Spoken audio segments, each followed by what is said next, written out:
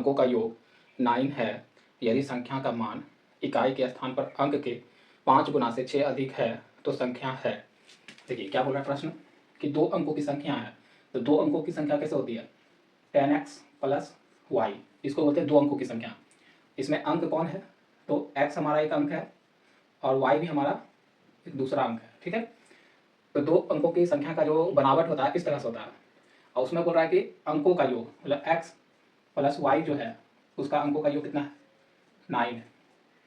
यदि संख्या का मान इकाई के स्थान पर बोल रहा है, यदि संख्या का मान तो संख्या तो हमारा यही है ना, 2 अंकों की संख्या तो हमारा यही है, तो बोल रहा है कि 10x प्लस वाई का यदि संख्या का मान इकाई के स्थान पर कौन है y जो है हमारा इकाई के स्थान पर है, तो इकाई के स्थान पर अंक के 5 गुना, इसका हम कर देते हैं 5 गुना से 6 अधिक है, 6 अधिक है तो संख्या है, तो हमारा संख्या निकाल के बताइए। तो हमारा देखिए 2 इक्वेशन बन गया यहाँ पर।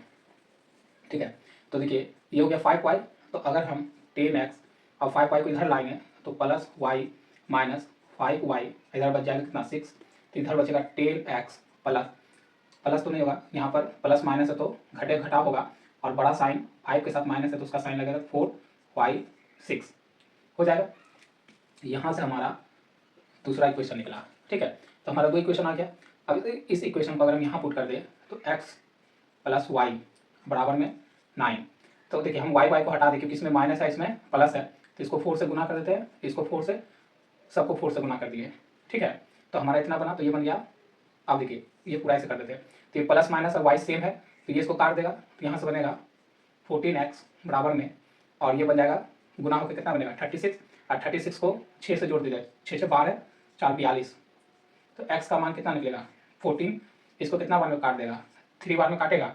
जब हमारा x का मान 3 निकल गया तो इस इक्वेशन में अगर x का मान पुट कर दे तो y का मान निकल जाएगा, तो y का मान क्या निकलेगा, यहाँ पर मैं लिख देता हूँ, अगर x प्लस वाई बराबर हमारा 9 है तो x हम 3 निकाले हैं तो y बराबर 9, तो y बराबर 9 माइनस 3, तो y बराबर कितना हो गया 6, तो हमारा y का भी मान आ गया और x का भी मान हमारा आ गया।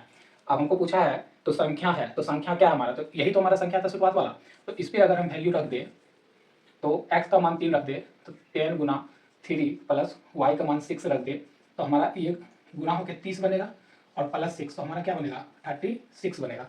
तो हमारा जो संख्या पूछा है वो हमारा संख्या कितना है 36 है। आपका ऑप्शन में डी नंबर, ऑप्शन डी आपका राइट होगा। ठीक है, तो ये था आपका ये प्रश्न का सॉल्यूशन। अगला प्रश्न है, पहली 8 अभाज्य संख्याओं के योग को 7 से विभाजित करने पर डैश के बराबर। देखिए प्रश्न क्या है, 8 अभाज्य संख्या लेना, कितना लेना आपको 8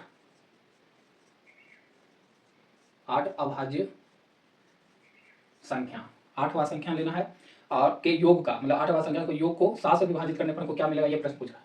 तो 8 अभाज्य संख्या हमारे कौन कौन होंगे, तो यहाँ पर थोड़ा लिखते हैं 8 अभाज्य संख्या, तो पहला तो 2 हो जाएगा, प्लस 3 प्लस 5 प्लस 7 प्लस 9 तो नहीं होता है 10 11 प्लस 13 और प्लस 13 14 नहीं 15 नहीं 16 नहीं 17 और प्लस 19 हो गया, 1 2 3 4 5 6 7 8, 8 हो गया।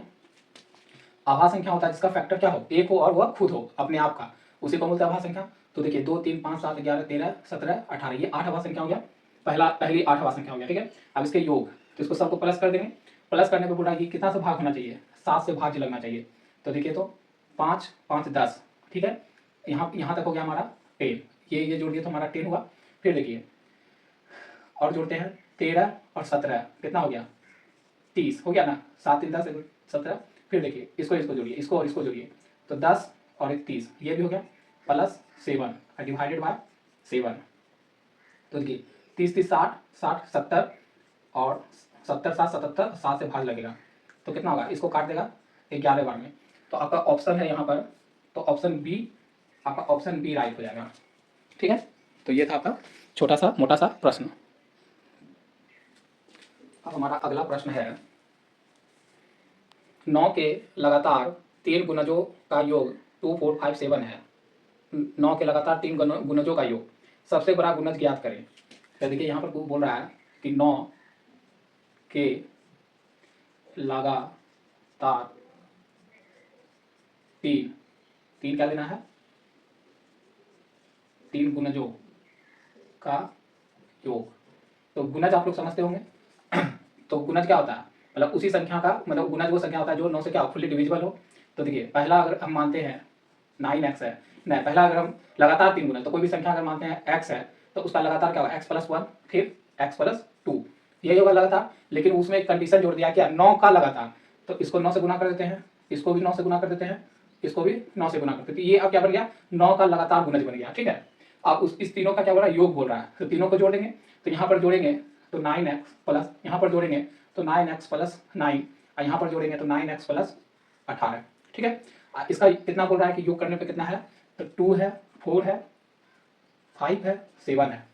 ठीक है, तो देखिए तो यहाँ पर एक 9x, यहाँ पर एक 9x है, एक 9x, 9x 9x 9x कितना हो गया 27x, और ये 19 है, यहाँ पर ये 18 है, तो ये भी क्या बनेगा 27, और जोड़ के कितना बन रहा है, इतना बन रहा है ना।